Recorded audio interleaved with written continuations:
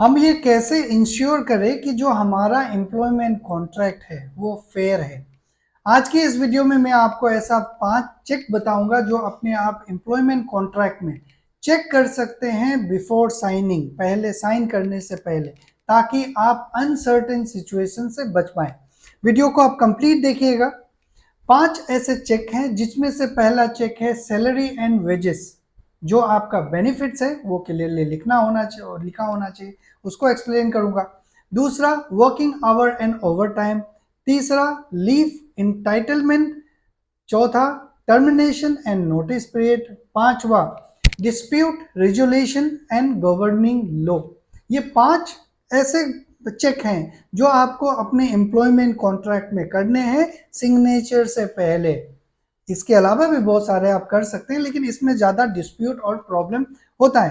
पहले बात करते हैं सैलरी के बारे में। जब आप कोई भी नए कंपनी का इंटरव्यू देते हैं, आप सेलेक्ट हो जाते हैं, तो एम्प्लॉयमेंट कॉन्ट्रैक्ट आपको दिया जाता है साइन करने के लिए। उसमें बहुत सारे चीज़ ब्लैक एंड वाइट लिखा हुआ रहता है, लेकिन कई बार आपको एचआर ये बोला जाएगा कि आपका सैलरी 50,000 है, जिसमें हम आपको हाउसिंग भी दे रहे हैं, ट्रांसपोर्टेशन भी दे रहे हैं, लेकिन कॉन्ट्रैक्ट में ये चीज़ नहीं लिखा हुआ है। बस लिखा हुआ है 50,000 आपका सैलरी है, जो भी एक्स अमाउंट है।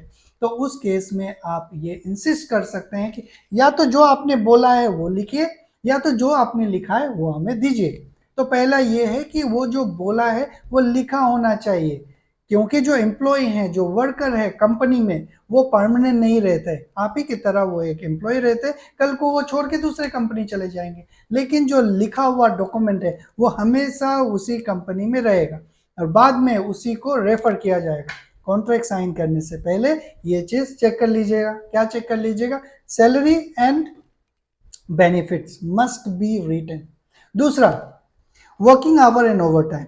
हर एक जॉब का एक वर्किंग आवर्स होता है, और ये वर्किंग आवर्स वहाँ के जो कॉम्पिटेंट अथॉरिटी हैं, सऊदी में जो सऊदी लेबर लॉ है वो डिफाइन किया जा सकता है, और जो लॉ में डिफाइन होता है वो मैक्सिमम ड्यूरेशन होता है।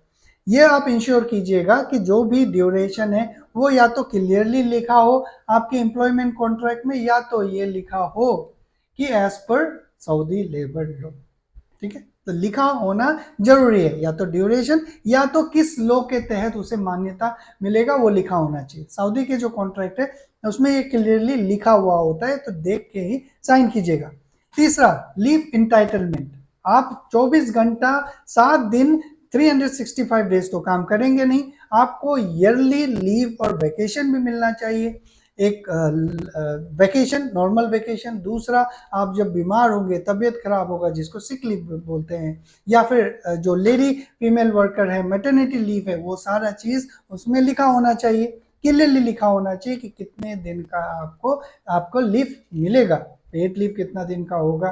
कई बार पेड लीव लिखा हुआ रहता है लेकिन बाकी लीव लिखा हुआ नहीं रहता है। लेकिन जब ये चीज़ आपका नहीं लिखा हुआ है तो वो एंड ऑफ द डे अगर नहीं लिखा हुआ है तो जो उस कंट्री का गवर्निंग लॉ है उसी के तहत आपको वो मिलेगा, वो चेक कर लीजिएगा। चौथा है termination and notice period.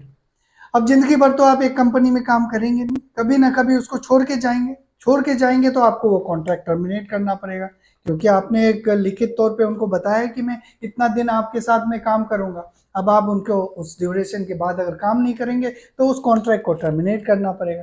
Termination का भी क्लोज उसमें लिखा हुआ होना चाहिए क्लियरली कि कैसे आप टर्मिनेट करेंगे, कैसे वो कंपनी आपको टर्मिनेट करेगा, वो सारी चीज लिखा हुआ होना चाहिए। अब जब टर्मिनेट करेंगे तो ऐसा तो नहीं है कि भाई आज मैंने टर्मिनेट किया कल मैं दूसरी जगह चला गया, नहीं। ईदर पार्टी को नोटिस पीरियड देना पड़ता है कि भाई इतना दिन का एक ड्यूरेशन है, इसके बाद मैं जा रहा हूँ छोड़ के, या फिर इतना दिन का ड्यूरेशन है, इसके बाद आप अपना दूसरा कंपनी ढूंढ लीजिए। तो उसको बोलते हैं नोटिस पीरियड, वो भी क्लियरली लिखा होना चाहिए।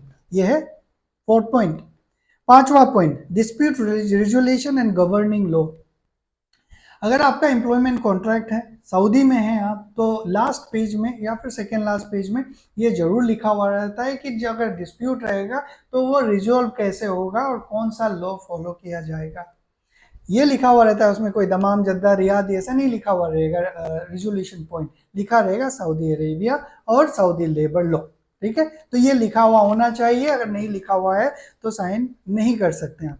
ये 5 फैक्टर है जो आपको हेल्प करेगा आने वाले प्रॉब्लम से बचने में, अगर आप देख के, समझ के, पढ़ के आप साइन करेंगे। आज के इस वीडियो में बस इतना ही। Thank you very much.